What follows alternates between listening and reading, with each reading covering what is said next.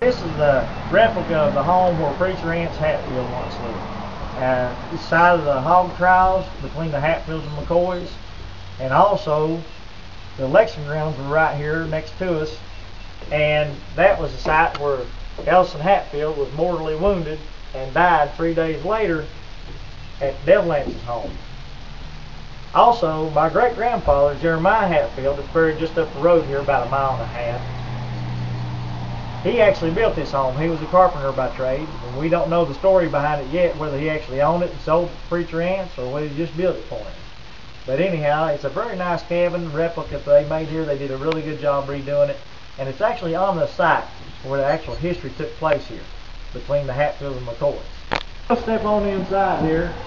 There really wasn't a whole lot left in the old house that was here, and we got a trunk right here that was in the old house, and then a secretary type desk that was over here. Of course, the secretary desk was made for, you know, sitting down and storing your ink and your paper and what have you, and to write with. And that, you know, that was a major form of communication back then. They didn't have computers and all the stuff they got today. And of course, this would have been the formal part of the home at that time.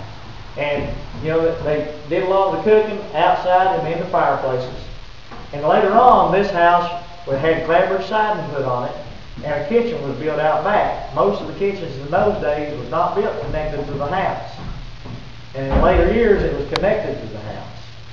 And upstairs was the sleeping quarters, and we'll go over there now. Trying to recreate how the old cabins were built, what have you. They used square head, flat nails, old cut floor nails to nail the floor and stuff down with. If you'll notice up here, the rafter tires, they've got wooden nails to hold the rafters together instead of using a mechanical fastener like they would today, like a screw or a nail. And it's really well built and solid construction, and I'm sure they did a lot of research on how they were put together before they ever attempted to build this.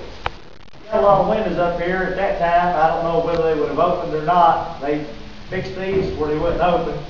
But I'm sure it was used for cross ventilation to keep it cool up here, because it gets pretty warm up here during the daytime. Yeah, and it's still early in the morning. It's kindly warm up here now. Yeah, it's a lot warmer than it is down there. As you can actually feel the temperature change.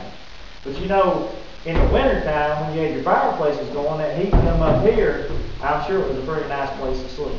Yeah, and it's good for light. Yeah, good for light too. And there's lots of solar energy, right? Mm-hmm.